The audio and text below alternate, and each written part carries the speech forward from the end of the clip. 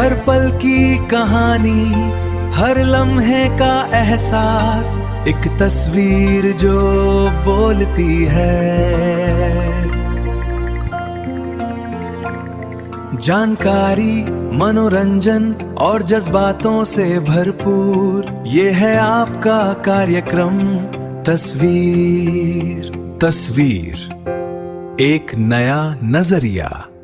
Radio धूम सुन रहे आप तमाम श्रोताओं को आरजे राघव का प्यार भरा नमस्कार। साथियों, अब समय हो चला है आपके पसंदीदा कार्यक्रम तस्वीर का। जी हाँ साथियों, कार्यक्रम तस्वीर जिसमें हम रोज अलग अलग विषय पर बातचीत करते हैं और हमारी ये भी कोशिश रहती है कि आपको इस कार्यक्रम से जोड़ा जाए, आपके विचार इस कार्यक्रम में शामिल किए जाएं और आपके मनोरंजन में भी किसी प्रकार की हम कमी ना आने दें। और दोस्तों, रोजाना की तरह आज भी हम एक खास विषय लेकर के हाजिर हैं और आज का विषय है हालात नहीं हौसला।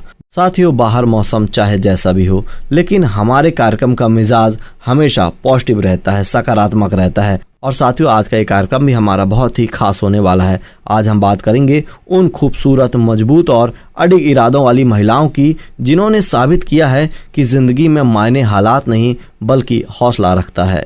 अक्सर हम सुनते हैं कि परिस्थितियां ठीक नहीं थीं, इसलिए मैं कुछ नहीं कर पाई। लेकिन आज हम उन कहानियों के पन्ने पलटेंगे जहां परिस्थितियों ने घुटने टेक दिए और हौसले ने आसमान छू लिया। चाहे घर की चारदीवारी हो या कॉरपोरेट ऑफिस का वार्डरूम या फिर खेल का मैदान, महिलाओं ने हर जगह अपने हौसले का परचम लहराया है। तो आज का ये सफ़र, आज का ये कार्यक्रम इसी जज्बे के नाम है।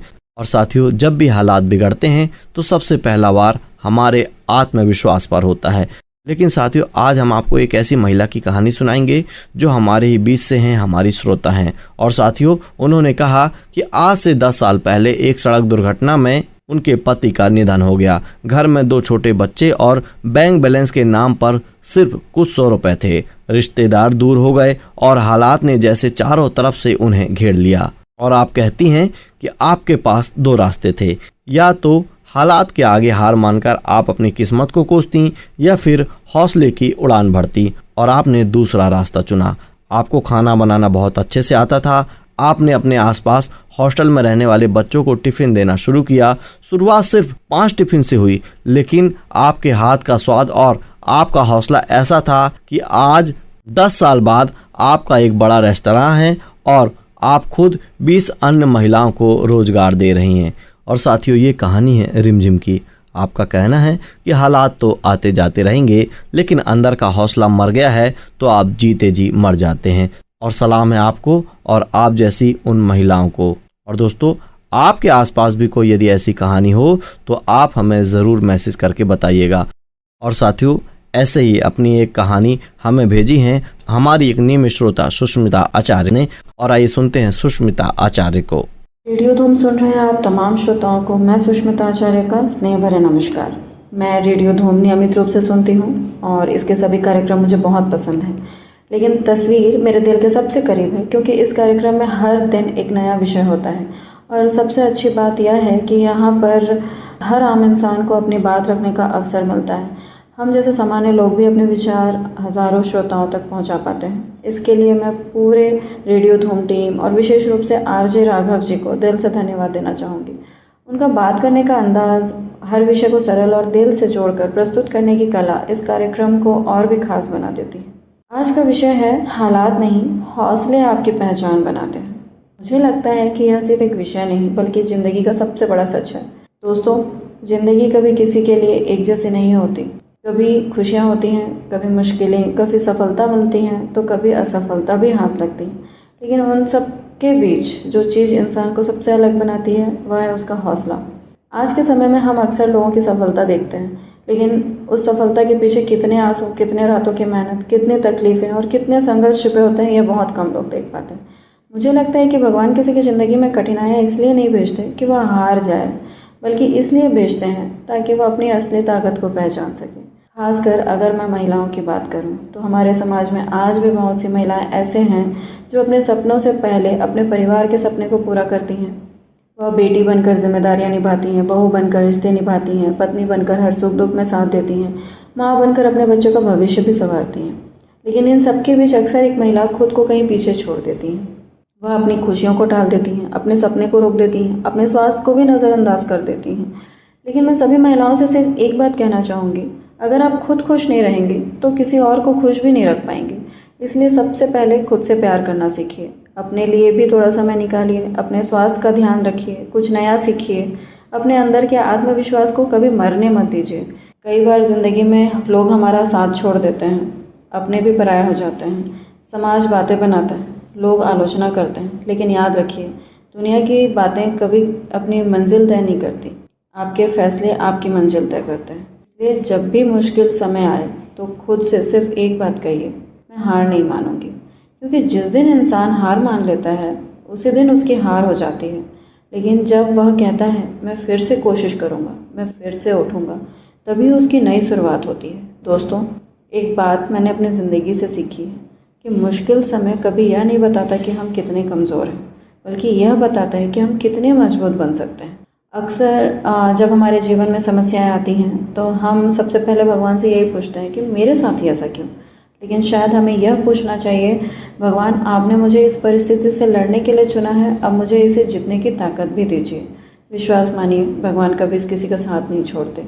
हो सकता है कि हमारी इच्छा पूरी होने में समय लगे, लेकिन जब भी भगवान देते हैं हमारी सोच से कहीं ज़्यादा अच्छा देते हैं। इसलिए कभी भी उम्मीद मत छोड़िए, क्योंकि अंधेरी रात के बाद ही सूरज निकलता है और संघर्ष के बाद ही सफलता सबसे खूबसूरत लगती है।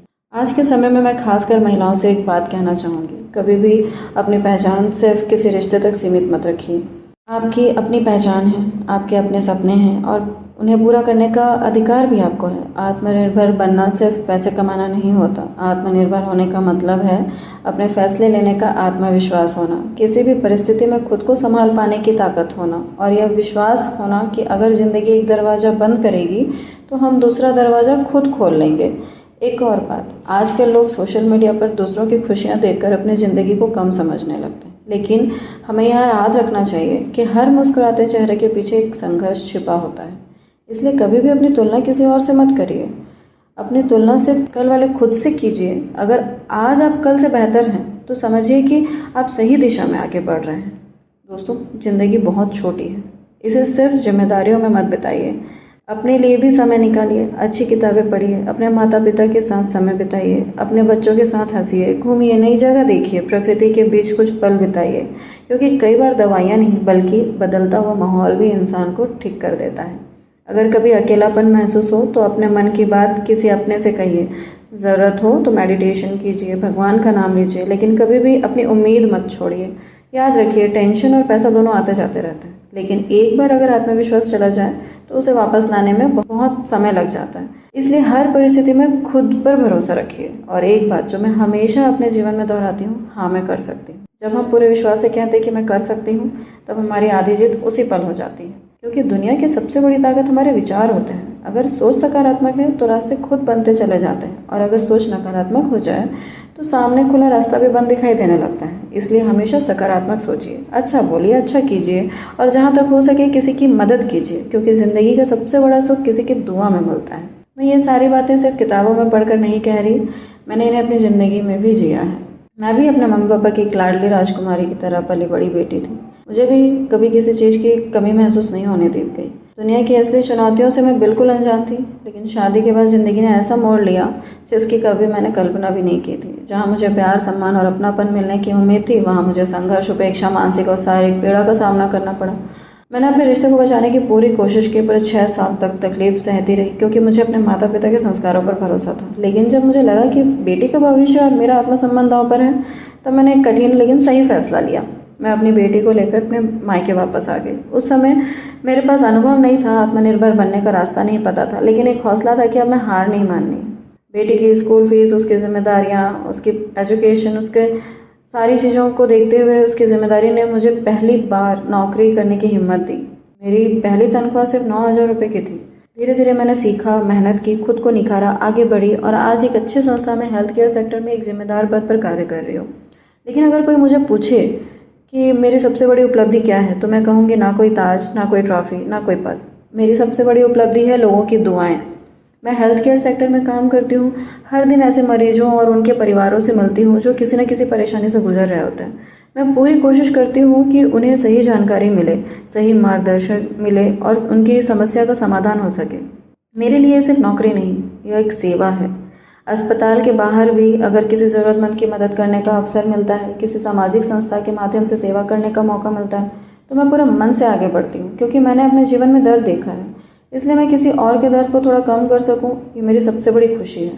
किसी की आंखों में राहत देखकर जो सुकून मिलता है, किसी बुजुर्ग का बेटा भगवान तुम्हारा भला करे कहना, किसी माँ का मुस्कुरा कर धन्यवाद कहना, लेकिन मानिए दुआएं किसी भी पुरस्कार से कहीं ज़्यादा कीमती होती हैं। हाँ, मुझे अंतर्राष्ट्रीय राष्ट्रीय सम्मान मिला, मुझे कई मंचों पर सम्मानित भी किया गया, लेकिन मेरी असली पहचान उन मुस्कुराते चेहरों में है जिनकी मदद करने का सौभाग्य मुझे मिला।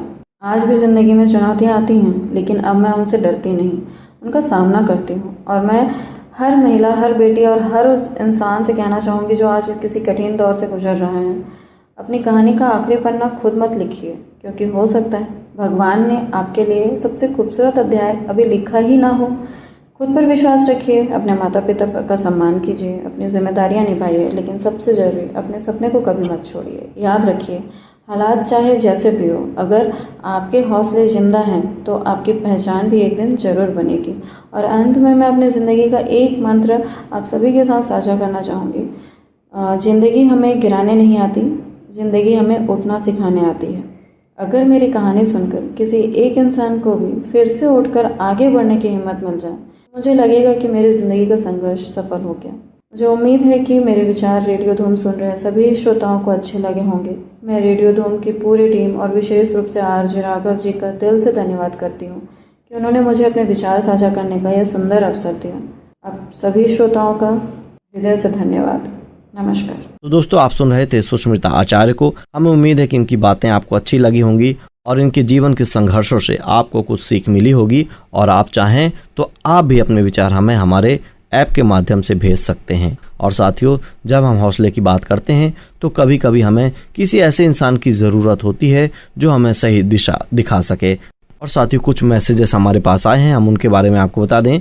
हमारी एक श्रोता राधिका लिखती हैं कि आज का विषय बहुत ही खास है और इस विषय पर मैं अपनी बात रखना चाहती हूँ। राधिका कहती हैं कि सबसे बड़ी समस्या ये रहती है हमारी महिलाओं की कि हमें बचपन से ही त्याग की मूर्त बना दिया जाता है। उन्हें लगता है कि परिवार के लिए सपने छोड़ना ही उनका कर्तव्य है। और उन सभी महिलाओं से आप कहना चाहती हैं कि आपका परिवार आपकी प्राथमिकता हो सकता है, लेकिन आप खुद भी अपनी प्राथमिकता हैं। अगर आप अंदर से खुश और संतुष्ट नहीं हैं तो आप अपने परिवार को कभी खुश नहीं रख सकती। हालात कभी परफेक्ट नहीं होते, हमें अपने हौसले से उन्हें अपने अनुकूल बनाना पड़ता है। छोटे कदमों से शुरुआत करें, लेकिन शुरुआत ज़रूर करें। और ये बात आपने बिल्कुल सही कहा, यानी परफेक्ट टाइम का इंतज़ार करने की कोई ज़रूरत नहीं है। हर समय परफेक्ट होता है यदि हम उसको परफेक्ट बना लें। और दोस्तों, हमें उम्मीद है कि राधिका जी की ये बातें आपको अच्छी लगी होंगी। आपको जैसी भी लगी हैं आप हमें कमेंट और मैसेज करके बताइए और आप भी अपने विचार हमें ज़रूर भेजिए। और हमारे पास लगातार मैसेजेस आते जा रहे हैं।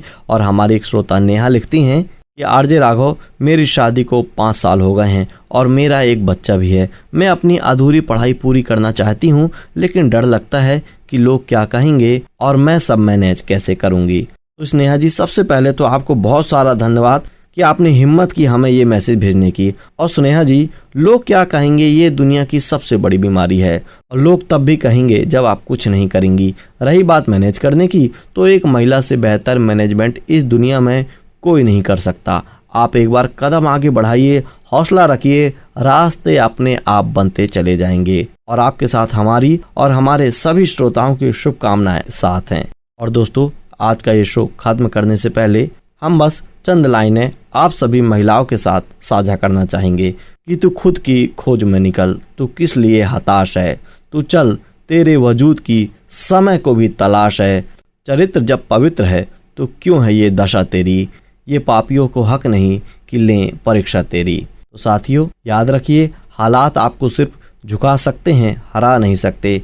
जब तक आपके अंदर हौसला जिंदा है, आपकी जीत पक्की है। इसी विचार के साथ अपने दोस्त और होस्ट आरजे राघव को दीजिए अनुमति। मैं मिलूंगा कल आपसे इसी समय, इसी प्रोग्राम और इसी रेडियो धूम 89.6 में।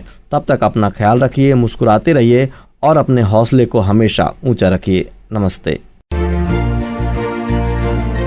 हर पल की कहानी हर लम्हे का एहसास एक तस्वीर जो बोलती है।